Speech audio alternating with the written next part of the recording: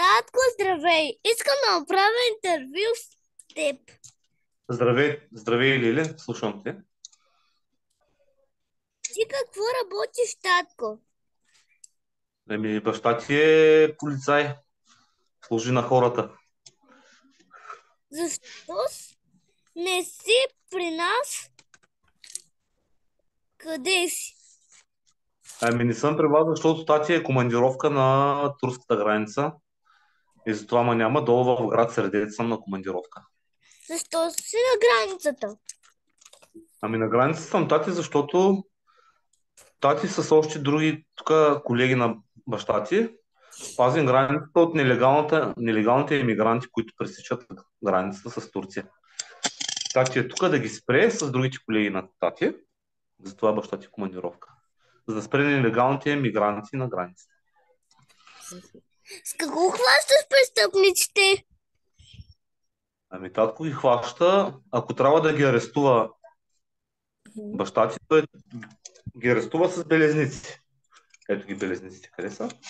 Как се отварят? Ето ги. Те се отварят. Те се захващат. Ето.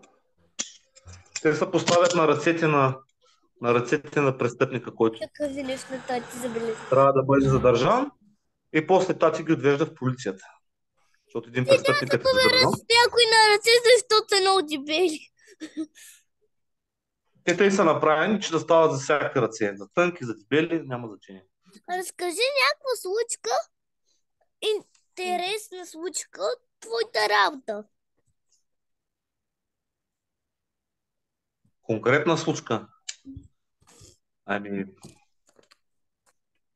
Това беше много отдавна, не мога да се сетя кога точно. С Хайде един, де! с един батко, колега на баща ти, той няма да ти е чичко, батко ти е, бати Свилен, бяхме на работа и на изпратиха горе в парк Христо Ботев в Тутракан. Христо Ботев. Да, парка горе, да проверим един човек, мъж, защо се беше напил в парка. И да го проверим. И в Сбира ли за последствие, публику то? и в последствие, като го проверяхме, то с Чичко там, който го проверяхме, той беше употребил алкохол, реши, че няма да не изпълнява полицейските разпореждания и с колегата на Пати Свилен, двамата го задържахме и го откарахме в полицията. И какво го направихте и как След го като намесихте? след като го откарахме в полицията, той беше задържан за срок от 24 часа и бяха му съставени ни глоби, защото беше непослушен и затова му Колко писахме глоби. глоби? 5-6 Еми, не си спомням, сигурно бяха две някъде. Две глоби му писахме. Каква е твоята длъжност в полицията? Моята длъжност е младши полицейски инспектор. За какво отговаряш? И за какво отговаряш? Нося отговорност в момента за 5 села. Кои? Обслужвам 5 села, като квартален полицай на селата. Кои? Село Дунавец, село Пожарево, село Търновци, село Антимово и село Царев дол. Да, в охранителна полиция работя, точно така.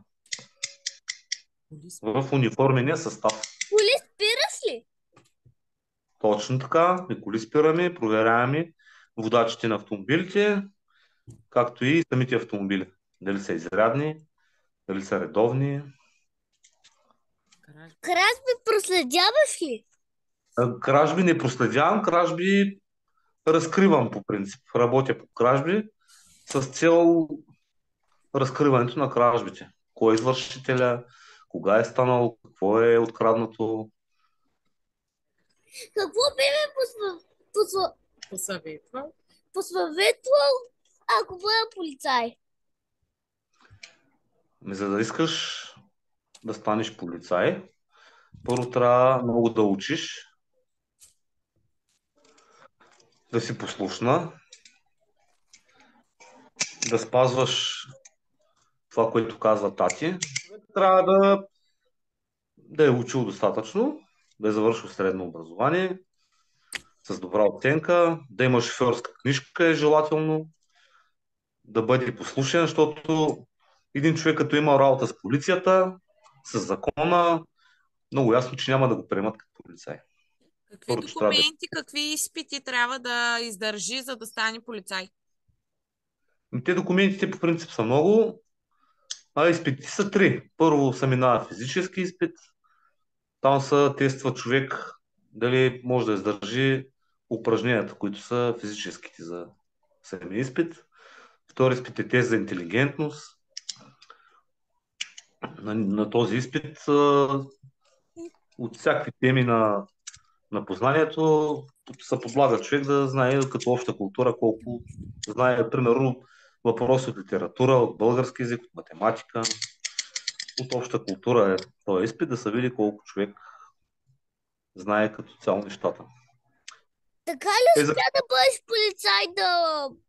Мине. Баща ти е взел всички изпити и после баща ти беше на школа 9 месеца, където се обучава, за да стане полицай.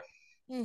9 месеца, тати там се учи, за да стане полицай. Имаше изпити и С след колко, като...